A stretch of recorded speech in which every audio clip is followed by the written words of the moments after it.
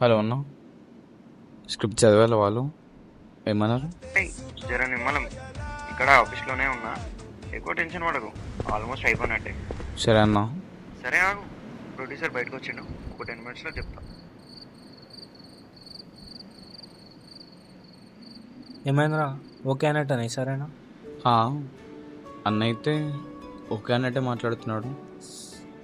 చూడాలి. సంతోషం. ఇప్పటికైనా నీ స్ట్రగ్లింగ్ వనవాసం పూర్తయితే చాలు.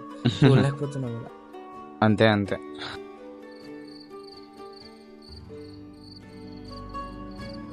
అసలు ఎందుకురా సినిమాలు అంత పిచ్చి? ఆల్మోస్ట్ సగం జీవితం నాశనం చేసేసుకున్నావు. నీకు నీ పిల్ల అంటే ఎందుకంత ఇష్టం రా? లవ్ రా అది. నాకు కూడా అలాంటిదే. నా దగ్గర కూడా డైలాగులు పెడుతున్నాను, కానీ ఇంతకీ ఇంట్లో ఎలా మేనేజ్ చేస్తారా?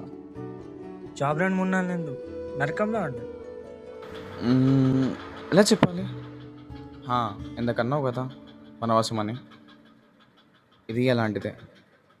మా ఇల్లు అయోధ్య అయితే ఈ ఫిలిం నగర్ అరణ్యం. డైరెక్టర్ అనే ట్యాగ్ నా సీతాదేవి. ఆ సీతాదేవిని దక్కించుకోవాలంటే ఈ స్క్రిప్ట్ పేపర్లే నా రామాయణం. నన్ను నేను ప్రూవ్ చేసుకొని ఈ వనవాసం ముగించాలంటే చివరిగా ఆ రావణాసుడి మీద గెలవాలి.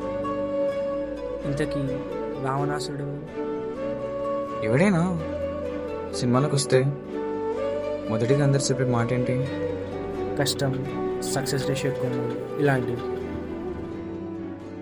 అదే ఆ 2% సక్సెస్ రేషియో. మిగతా 98% ప్రయత్నించడం లేదా ఓడిపోవడం. నాకు మాత్రం ఆ ఫెయిల్యూర్ రేషియో విలన్. దీని మీద గెలిచేస్తే అయిపోయినట్టే. ఒకవేళ ఓడిపోతే?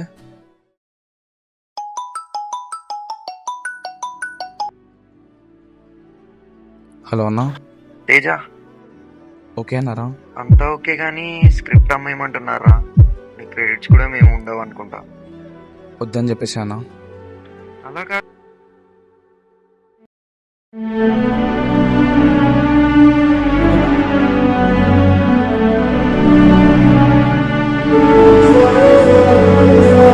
ఎన్ని వనవాసాలు చూడాల్సి వచ్చినా కష్టాన్ని కలిగిన నమ్మకం బతుకుతున్నాం. దర్శక రచయితలకు మా వీడియో